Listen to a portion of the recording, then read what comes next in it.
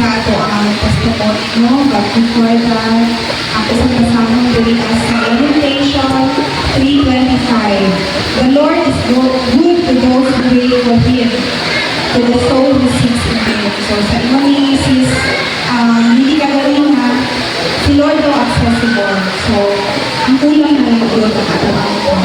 No? Kung diri sa Ephesians 5:16, make the best use of the time because today's are evil.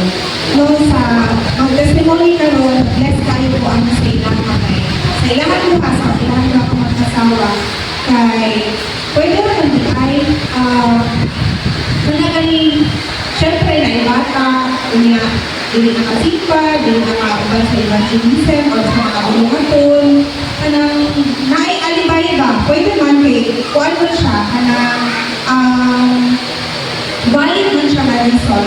Pero, if we seek the Lord, makakapagod hapon ka utay, bisan pa man, kanang imuhagid siyang heartily ba, imuhagid siyang ipamita, pwede rin dahil siya makakagal o paraan.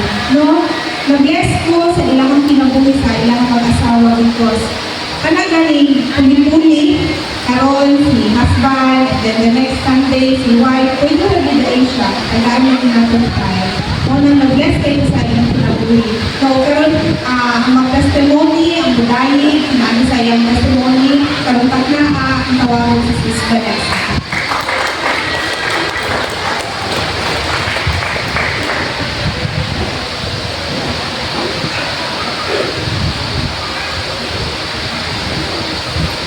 Lumantag sa talang tulungan ng pagkain. Parang, grabe dyan pag Ginoo, kakayo dyan sa mga pamilya, no? Grabe dyan kay Ginoo. Ako kayo magpasalamat dyan sa Ginoo kaya naman dyan iluwas, ipilit dyan niya. Dabaw sa kakagaupog, daghang kadaugan sa among kinabuhian, kaya gibuhat ang Ginoo. Dabaw sa kakagawa, giluwas niya akong balasan, na wala pa na siya sa una na kay nasa Ginoo pero kadakpan siya sa Ginoo. Wala na, salamat kami ko sa Ginoo kay narantoy siya sa una nga, nakakita ko na magsimba ng pamilya, laway ganito, tugali laway, nagupan man sila ng pamilya. Sa una kami na sa mga anak, si Isabel, wala ko ang kaunay sa una nga magsimba kaysa si Tanagat. Pero, sige dyan, wala ko nga na ang pag-ampo na adyo kadungganan. Wala nga, kung mag-ampo dyan may takal, wasumi mo ang kanang kumpanan ng pamilya na dyan kadaugan.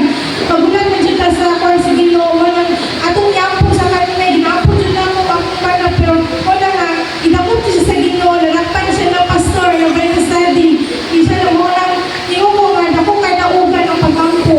Wala nga rin, glory to God, nga nag-upan niya, dahil kung nagsimba sa Ginoo.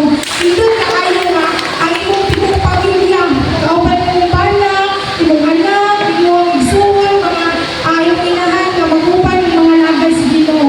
Wala, dako kayo kadaugan sa mong kinabuhi, hatod karon nga, pagpadayon ng mga lagay sa Ginoo, wala nga, kita, padayon siya mga lagay sa Ginoo, kaya ang tayas, wagi na na, walang bukuro ng kinabuhi, atong idaig, simpa niya sa Ginoo.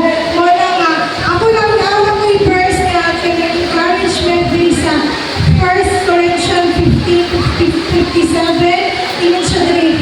Apat, salamat sa Diyos na naghatag ka natin kadaugan, pinaagi sa atong Ginoong Jesucristo, busa, mga minahal kong kaigsuunan, tindog ka mo, kaligod, bilig matalong, pagkugit ka mo, kanunay sa inyong pagkalagad sa Ginoo, kaya nasayod ka mo, ka inyong pagkalagad, bilig gayod makawang. Wala nga, atong pagsimba, pag-study, pag-evangelism, di dyan makawang, atong pagsimba karon, kadaugan dyan eh, na nagsimba na karon, na nagkita ka, nagkakunan ni kadaugan, na atong gitanong dito sa langit.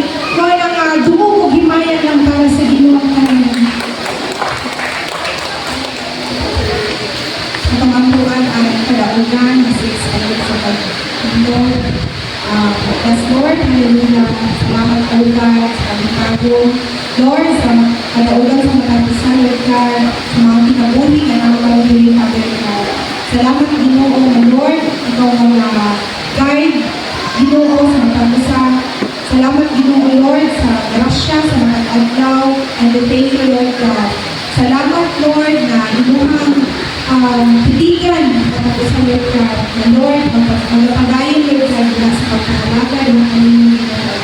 At salamat Father God, bisan pa man Lord sa mga nag-lead, sa mga pastors Lord God. Salamat Lord God, na ikaw mga hatag yung usog pa Lord God. Salamat Ginoo na ikaw mag-bless sa matag-usa Lord God, not just in financial Father God, but also in spiritual Lord. Salamat Lord God, na matagal yung dili mo Lord God, o Spirit Lord God, na mapagayunan nila kanino Father God.